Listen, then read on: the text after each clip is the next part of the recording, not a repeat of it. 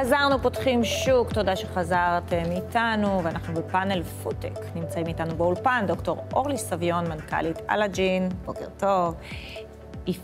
יפעה בורשטיין, CBO של חברת ברבל, אמרתי נכון? ברבל, זהו, ידעתי, אמרתי שאני איתה בסוף. צ'רלס גסט, סמנכ"ל פיתוח עסקי אמאי. בוקר טוב. חלבונים. וחיים ישר, מנכ"ל קרן פיט. בוקר טוב. אז באמת בוקר טוב לכולכם, איזה כיף, אני עוד מעט איתם, אבל נתחיל באמת קצת לדבר על הפודטק, כדי שנבין מה זה. זו אחת התעשיות המבטיחות של העתיד, שמשלבת בין טכנולוגיה לעולם המזון, במטרה לפתח פתרונות חכמים, בריאים, זנים חדשים ועמידים יותר. התחום כולל פיתוח של מזונות אלטרנטיביים, חקלאות מתקדמת, הדפסת מזון בתלת מימד ועוד ועוד. אז קודם אני רוצה ככה לפנות לאורחים ולהבין מה בדיוק מייצרים בכל חברה, מה מייצרת חברת אמאי. אמאי חלבונים זה קצת זה, ואתה יודע, בתור מישהי שמתאמנת לא מעט, אז כולנו מכירים את החשיבות של החלבונים ישר אחרי האימון וסופרים חלבונים. אז כאן בוקר טוב, אני אסביר... למי שסופר את החלבונים אנחנו לא עוזרים, אז אני כבר חייב להגיד את זה. לא עוזרים? למה? אין בזה המון חלבונים?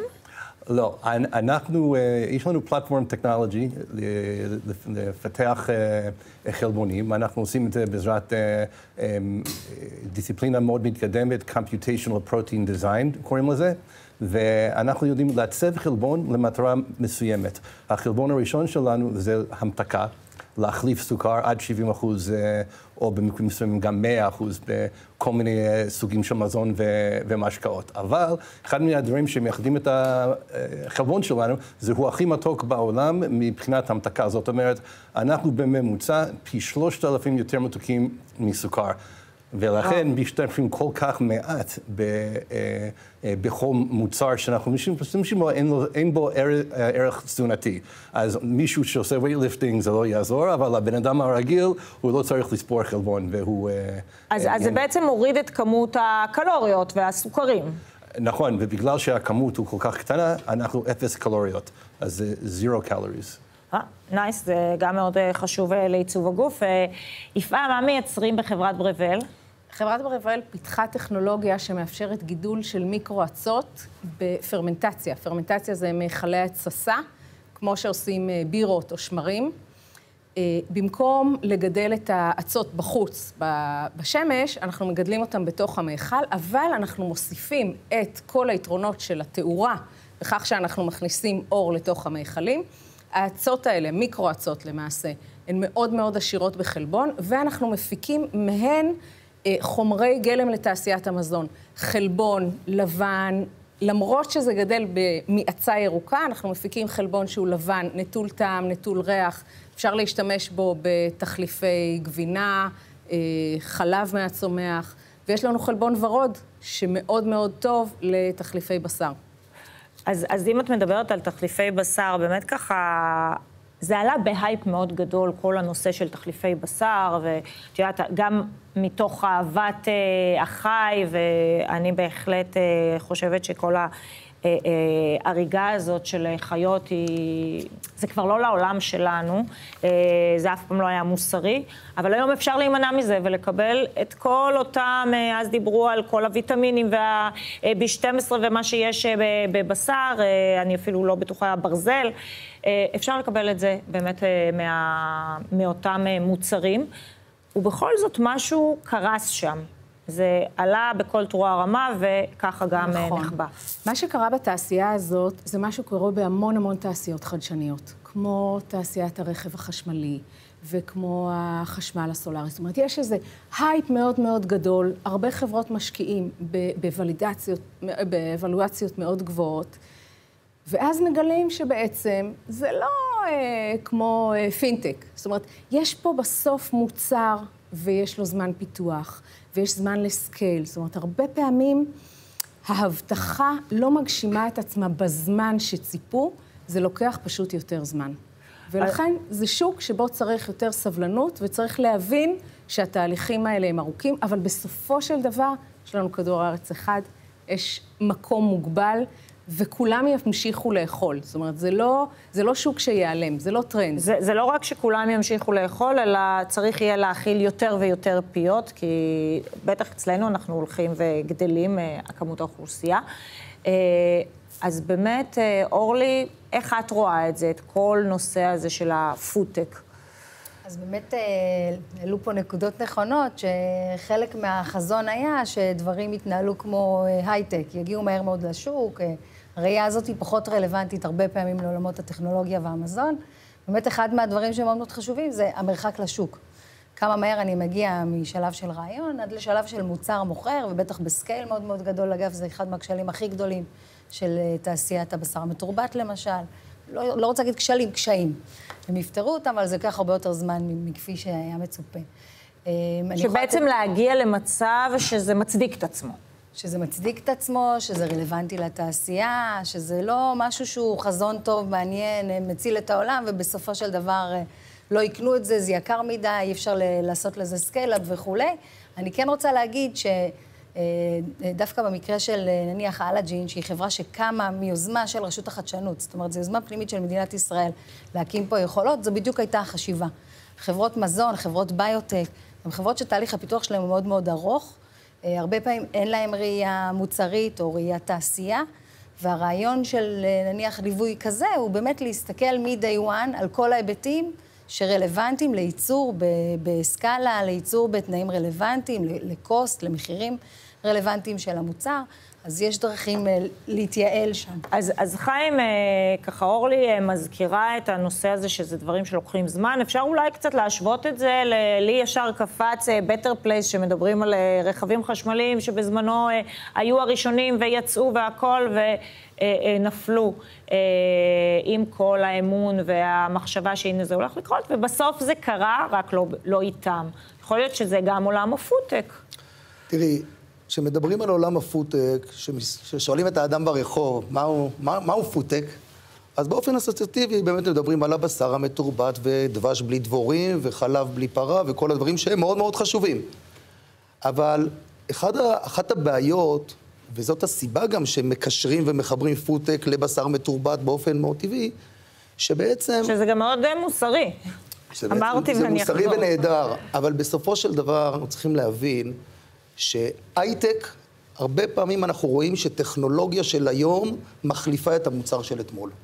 בעולם המזון, מי שחושב שזה יקרה, מי שמכיר את עולם המזון, מי שמכיר את ההשקעות של טריליוני דולרים שהושקעו בתשתיות ובבניית מותגים, אז מבין מהר מאוד שפודטק לא יכול להיות, או לא יכול להיות רק טכנולוגיות שבאות להחליף את המוצרים הקיימים. ולכן, פודטק מבחינתנו, זה בכלל עולם הרבה יותר רחב מאשר חלבונים, שזה נושא מאוד מאוד חשוב. אבל כשאנחנו מדברים על פודטק, אנחנו מדברים על איך לעזור, איך לקחת את המוצרים הקיימים של תעשיית המזון הגלובלית, ולשפר אותם ולשדרג אותם, בלי לפגוע בטעם. כי מזון מנצחים בפה. לא טעים, לא קונה. לא טעים, לא קונה, לא יעזור שום דבר. נכון, ובגלל זה אני רוצה באמת שתגיב, וגם לשאול אותך איך אפשר לשלב בין חדשנות טכנולוגית למודעות צרכנית. אני מאוד מתחבר למילים שלך. בכל חברה רב-לאומית מזון שבו אני הסתובבתי, שומעים 3 מילים בלבד, taste is king. ומה שאנחנו יודעים לעשות ברמאי, זה להחליף את הסוכר ולשמור על הטעם המקורי. וזאת הגדולה כאן. ואתם תתאמו. זה לא טעם של סוכרזית, אישית אני לא שותה זירו ולא שותה שום דבר עם הדברים האלה, כי זה ממש אני מרגישה את הטעם. קודם כל, אני לא מדבר... אני מאלה ששותים קולאים כבר. אני לא מדבר על המתחרים. אני יכול להגיד שאנחנו לא פוגעים בטעם של המזון. יותר מזה, אנחנו שומרים על מה שקוראים בפוד טכנולוגי mouthfeel, החוויה הסנסורית של האכילה. אז אנחנו שומרים על הדברים האלו, בזמן שמורידים עד 70% מהסוכר, וזאת הגדולה כאן, וזה חלבון. אנחנו תכף אתם טעמתם את זה כבר של המים? עדיין לא טעמתי. אז אנחנו תכף נבדוק אם זה... ואנחנו נגיד אבל את האמת. אנחנו נגיד את האמת, אבל אני רוצה לשאול אותך, לפני כן, לפני שהפה שלי מלא באוכל ואני לא אוכל לשאול שאלות, מה היתרונות והחסרונות באמת של שימוש בחלבונים מהונדסים להחלפת סוכר מסורתי? קודם כל, אני מסתייג מהמילה מהונדס, ונתחיל בזה.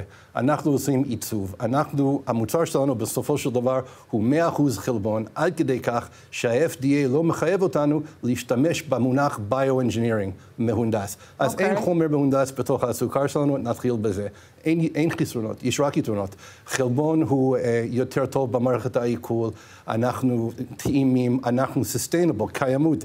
יש משקיעים היום, לצערי אין מספיק כאלו, אולי אתה רוצה להצטרף, אבל אין מספיק כאלו שמשקיעים בשביל האימפקט, בשביל הטוב שעושים בסביבה. אבל היות taste is king, אנחנו חוזרים לעניין של טעם, אנחנו טעימים, אנחנו צריכים רק מאוד מעט מאיתנו, ואלו היתרונות. אז אני רגע רוצה להבין, לחזור לשאלה בהתחלה, שדיברתי על חלבונים, ואמרת שאין לזה בעצם ערך קרולי, גם חלבונים לא נשאר בזה, זאת אומרת, זה כן חלבון שמחליף סוכר, אבל לא נשאר החלבון, אז איך זה עובד? לא, סליחה שלא הייתי ברור.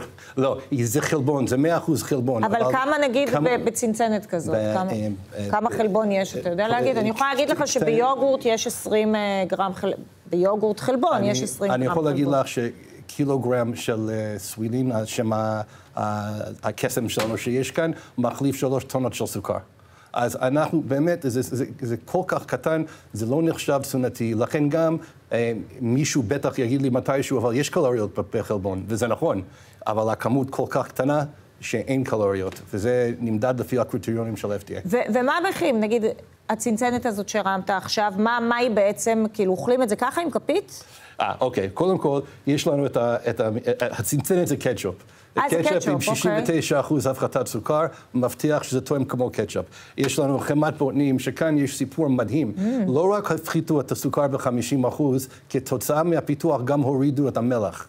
יש לנו כאן את האהוב עליי, הקרנברי ג'וס. בארץ לא כל כך מכירים את זה, אבל אין אמריקאי כמוני שחוגג תנקסגיבינג בלי הקרנבריז. זה מאוד טוב להרבה דברים, גם לבטן. קיבלנו מחמאה מהיצרן. נשים מבינות. אני יכול לחשוף שהיצרן כאן הוא אושן ספרי, שזה המותג הבינלאומי מספר 1, אין מישהו שמתקרב אליהם במרקט שייר, והסיפור, זה לא אגדה אורבני, זה קרה, שהם במקרה, הם טעמו את המוצר שלנו במקרה, וחשבו שהם שותים את המוצר של עצמם, עם הסוכר המלא. אבל זה אתם תגידו לי אחר כך. רגע, וזה לא צבעי מאכל, נכון? לא, חס ושלום, זה לא צבעי מאכל. זה שזה אדום בגלל שקרנבריז הם בצבע הזה. בדיוק, אבל מצד שני זה גם לא קרנבריז, אז... סליחה, את צודקת, 100% חלבון המוצר שלנו. אוקיי, והצבע, אז ממה זה מקבל את הצבע? זה קרנבריז, זה המוצר של... זה כן תמצית, כאילו ש... כן, הנה, אייס-טי היה בצבע כזה, קטשופ זה אדום כמו עגבניות, אז... וכמה זה עולה כל העושר הזה? זה יקר יותר מן הסתם מהמוצר הבסיסי. נגיד קטשופ כזה יעלה כמו בקבוק של קטשופ גדול? יפה, אז המשולש, אני קורא לזה מעולם הנוצרי, כי אולי זה יהיה לנו טעים אותו דבר, לא נאכל מזה פחות. נכון, the holy trinity, יש לנו טעם, יש לנו מחיר ויש לנו בריאות. אז בריאות, אנחנו כולנו מסכימים שהחלבון זה בריא, וקונספטואלי להחליף חלבון, להחליף סוכר בחלבון, זה רק טוב יעשה. אז אם אנחנו מדברים על מחיר, אז המטרה שלנו, דיברת על סקייל מקודם, כן? שאנחנו נגיע לפול סקייל פרודקשן, בייצור בסדר גודל תעשייתי, המטרה שלנו זה להיות אותו מחיר של סוכר, אבל שאומרים אותו מחיר זה במשהו שקוראים יחידות המתקה, לא במשקל. כי אמרתי, הרי קילוגרם שלנו זה 3 טונות סוכר. הבנתי. מה יש אצלך ככה... מה לקחתי? מה לקחת לנו שם, כן? זה לי אישית הירוק נראה ווסאבי, סליחה, כן? כי אוהבת סושי מושבת, אז... אז אני לא לקחתי כלום כי אני זוועה במטבח, אבל יש לנו טכנולוגית מזון נהדרת. למרות שדיברתי קודם על כך שהחלבון שלנו הוא לבן, נטול צבע, נטול ריח, כאן לא השתמשנו במוצר הסופי שהוא החלבון, אלא בצעד אחד לפני כן, באצות עצמן, שגם אותן אנחנו מוכרים לתעשיית תוספי התזונה. כאן יש מוצרים שמכילים מיקרו-אצה בשם כלורלה. יש לנו גלידת פיסטוק. זה גלידה. וזה לא נמס. זה נמס, זה נמס. אמרתי, אולי זה גם לא נמס. לא, זה נמס, זה נמס, כדאי שנאכל את זה מהר. גלידת פיסטוק עם אצות כלורלה. לא חלבית מן הסתם? לא, הכל פה טבעוני. לקטוז לא מדבר, לא אוהב אותי? לא אוהב אותך. לא אוהב אותי. הכל כאן טבעוני, וכאן זה שניצל טרד עם מיקרו-אצות כלורלה. שניהם מאוד טעימים. אז הכל זה הצות בעצם, זה המוצר הבסיס. כן, הכל זה הצות שמעשירות את זה בחלבון ובהמון המון המון נוטריאנטים טובים. כמה חלבונים נגיד יש בשניצל? בשניצל אחד יש 10 גרם חלבון. אוקיי. חלקו מגיע משיבולת שועל שהשתמשנו בה, וחלק מאוד גדול מתוך הכלורלה עצמה. וקלוריות? זה כלום, זה הכל סיבים, זה באמת, זה כמו כלורלה מאוד דומה לספירולינה. ומחיר, אנחנו לא יכולים, אנחנו תוכנית כלכלית, אנחנו צריכים לדבר על השורה התחתונה. הטכנולוגיה שלנו מאפשרת לגדל את האצות בקצב שהוא מהיר פי 100 מהגידול בטבע. ברגע שהקצב הוא כל כך מהיר, אז המחיר צונח. עכשיו, כבר הקמנו מפעל, כבר הצלחנו לעבור את השלב הזה של הסקייל. יש לנו מפעל דוגמה בקריית גת, שהקמנו אותו באמצע המלחמה, ושם אנחנו ממש יכולים לייצר. אז אמנם זה לא בכמויות שיאכילו את כל העולם, ונצטרך ליזום שיתופי פעולה עם חברות נוספות שיקימו מפעלים בכל העולם, אבל מבחינת המחיר אנחנו נותנים פייט לחלבונים שיש בשוק. זה כבר נמכר. זה עדיין לא נמכר, זה עכשיו בשלבים ראשונים של הסכמים. ושלכם נמכר כבר? עוד לא, אבל יש לנו אישור רגולטורי ראשוני בארצות הברית, 2 בעצם, אז הוא יימכר בשנה הזאת. אוקיי, אז ובארצות הברית אבל. אתם תתחילו בארץ? לא. גם לא. אנחנו נתחיל לעבוד מול יצרני מזון ויצרני חומרי גלם למזון הגדולים בעולם. בארץ אנחנו כבר עובדים, יש לנו שיתוף פעולה עם החברה המרכזית למשקאות, קוקה קולה, טרה, שכבר מפתחים מוצרים עם המרכיבים שלנו, ובעולם אנחנו עובדים מול חברות גדלות של דיירי ותחליפי דיירי וחברות של תחליפי בשר. שזה מאוד מדבר עליי. אנחנו גם מתכננים בארץ, ואני אציין לכבוד משרד הבריאות, שהם מאוד מאוד מנסים להוביל את העולם בתחום של חלבון, ויש פיילוט שהם מנסים לזרז את התהליך, אז אנחנו מקווים שזה יקרה. אוקיי, ואתם מתחילים מן הסתם בארצות הברית, כי השוק הרבה יותר גדול. דווקא אירופה מבחינתנו. אירופה? כן, בתחום התחליפים, אירופה מאוד חזקה, אבל אנחנו באמת פתוחים לכל העולם. זאת אומרת, זה משהו ש...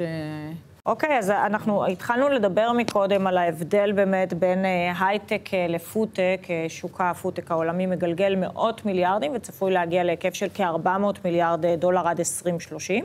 לישראל יש מקום מכובד בתעשייה הזו, והיא מדורגת במקום השני בעולם בהשקעות בתחום תחליפי החלבון, אחרי ארצות הברית כמובן, אבל ישנה בעיה במציאת משקיעים לתעשייה הזאת, כיוון שבניגוד להייטק, שם התשואות על ההשקעה מהירות יחסית, כפי אורלי ציינה, בפודטק הסיפור לגמרי שונה. חברות נדרשות לשנים של מחקר ופיתוח, להתמודדות עם רגולציה מחמירה, וכמובן לחינוך שוק. כל אלה לוקחים זמן רב, ומשקיעים צריכים לקחת בחשבון שההשקעה בפודטק דורשת סבלנות. אותה תכונה שלנו הישראלים אולי יש קצת פחות, אולי היא חסרה, לי אין בכלל, אבל בכל זאת, איך אפשר לקצר את הזמן בין פיתוח מוצר פודטק למסחור שלו? זו השאלה המתבקשת, שאלת מיליארד הביטקוין נקרא לזה, כי זה הכי גבוה. אנחנו בטק. אז כמו שאמרתי מקודם, פודטק זה עולם הרבה הרבה יותר רחב מאשר רק חלבונים. בפודטק אנחנו מדברים על העשרת מזון, אנחנו מדברים על... אני תמיד אומר שפודטק זה עסקי אסור מרע ועשה טוב. בוא נעזור לחברות להוציא את הדברים הרעים החוצה ולהכניס את הדברים הטובים פנימה. כי אם את חושבת על זה היום, אנחנו אוכלים היום מוצרי מזון, אני אוכל יוגורט. הוא לא מכיל את כל הוויטמינים והספלמנט שהייתי רוצה שהוא יכיל. ולמה זה לא מכיל, אם תשאלי את עצמך? כי הרבה פעמים בתעשייה היא רוצה, אבל היא לא יכולה. כי כמו שאמרתי מקודם, ברגע שזה משפיע על הטעם, לא טעים, לא קונה. אז כשאנחנו מדברים היום על פודטק, אנחנו מדברים על איך לסייע לחברות לשדרג את המוצרים שלהם. ואז, אם את לא צריכה להשקיע בתשתיות, אם את לא צריכה עכשיו להשקיע בברנדס, אז המרחק מהשוק הוא מתקצר, והיכולת בסופו של דבר לרכב ולהביא פתרונות לחברות הגדולות, ולרכב על הברנד שלהם ועל התשתיות שלהם, זה מקצר לחלוטין את ההשקעה, את משך זמן ההשקעה, מקצר גם את את גובה ההשקעה, את הגובה ההשקעה הכוללת, כדי שתוכל להיות במצב שבו אתה מביא את החברה בסוף לאקזיט, כי לשם בסופו של דבר כולם רוצים ללכת. אז זה, לשאלתך, ברגע שאנחנו מדברים על פתרונות שבאות לסייע, להכניס דברים טובים פנימה, להוציא דברים רעים החוצה, אמי זה דוגמה מאלפת לסיפור הזה. בואו ניקח את הסוכר החוצה ונכניס ונעשה משהו שהוא הרבה יותר בריא, הרבה יותר טוב. נהדר. זו דרך נהדרת לקצר את הטווחים, גם בכסף וגם בזמן. אורלי, איך מתמודדים עם הרגולציה הקפדנית, ואולי בצדק, בתחום המזון החדשני? דבר ראשון, צריך ב-day one, בראשית החברה, היוזמה, הפיתוח, לחשוב על הרגולציה. זה אומר שיכול להיות שהמוצר ייראה שונה לחלוטין בתוך התחשב הדבר הזה, גם בהקשר למה שנאמר כאן. הגעה לשוק, אחד מהחסמים המאוד מאוד גדולים, זה עניין הרגולציה.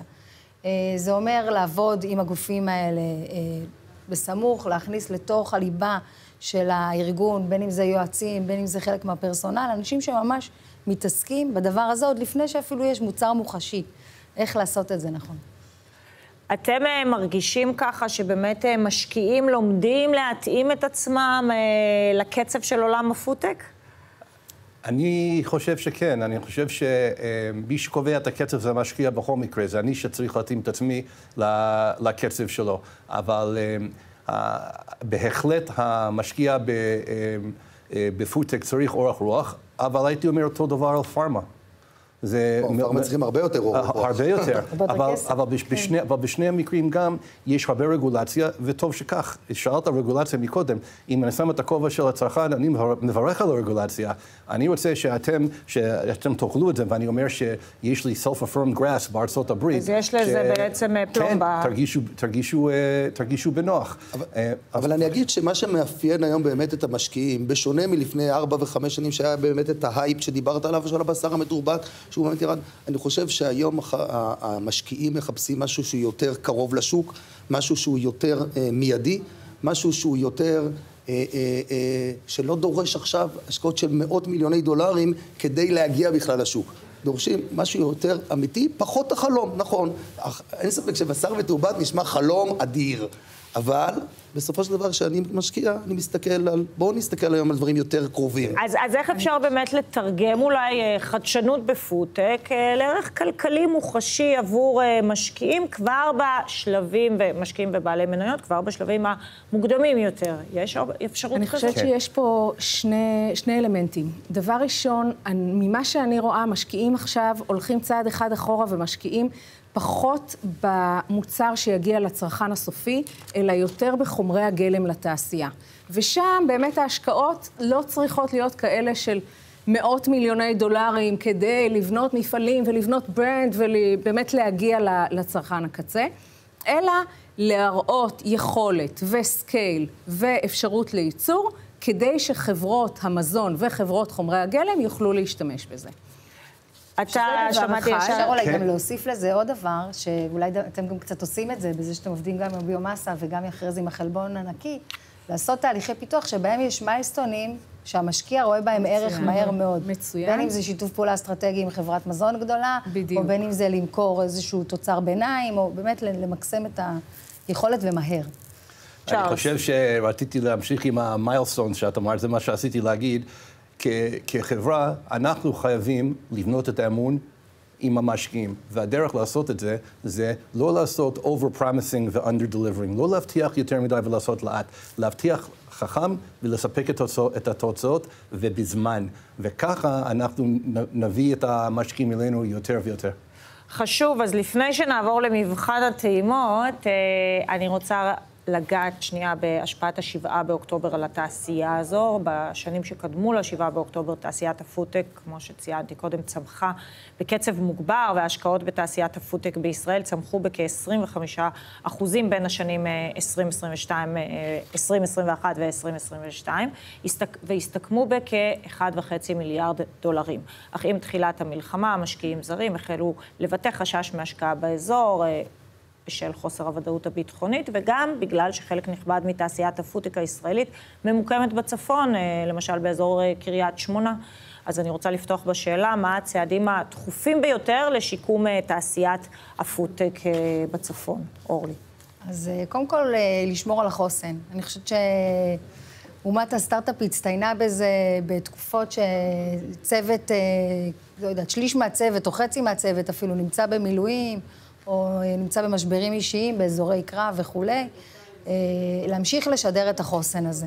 זה דבר ראשון, ו-to deliver. זאת אומרת, בסופו של דבר, כן, קוראים פה כל הדברים האלה, אבל זה לא סיכון אמיתי עבורכם, לא כזה שיורגש בלוחות הזמנים. כן, אנחנו ממשיכים, והמדינה הזאת מצטיינת בזה.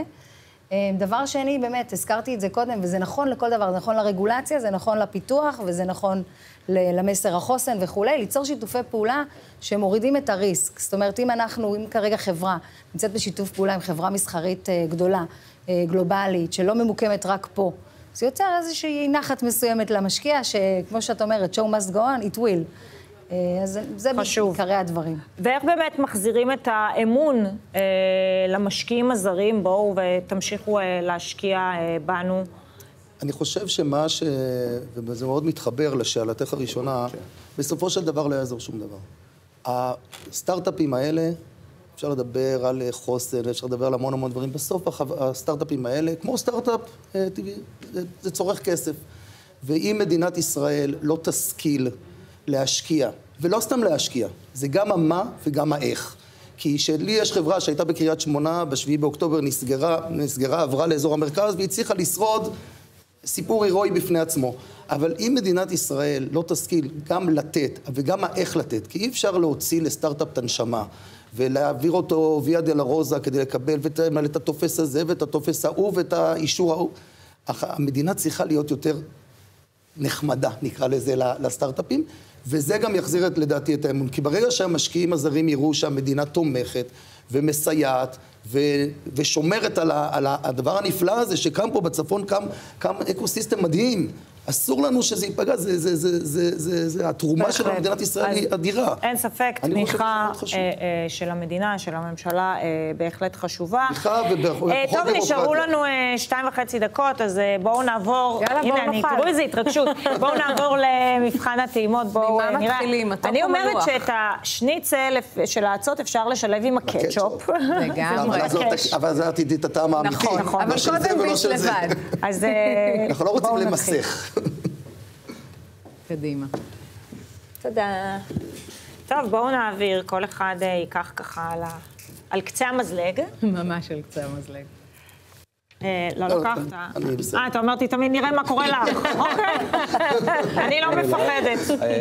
כל עוד אין בזה שום דבר חי, זה גם פר ובלי לקטוז, אני אשמח. טוב, אז אני טעם ראשונה. הנה, אני טועמת קודם ביסמה שניצל בלי קטשופ.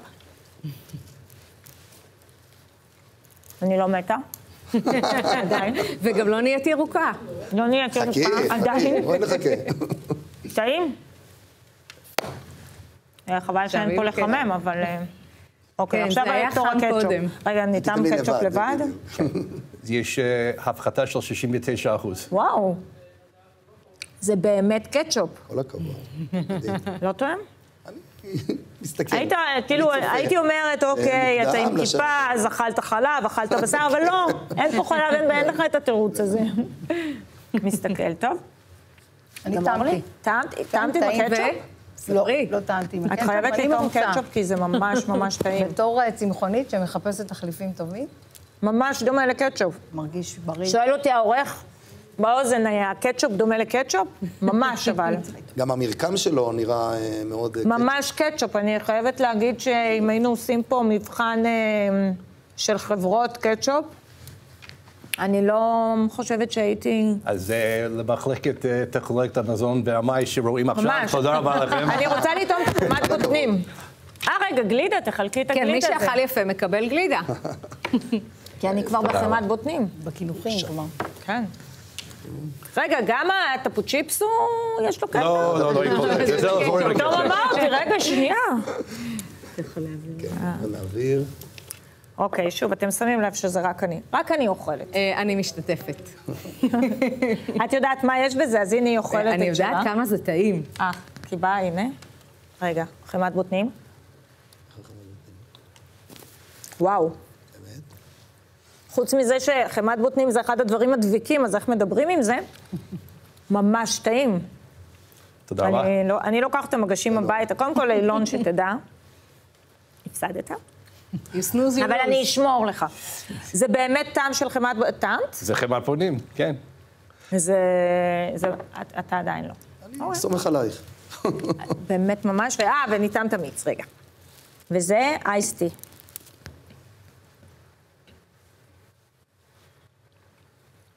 וואי.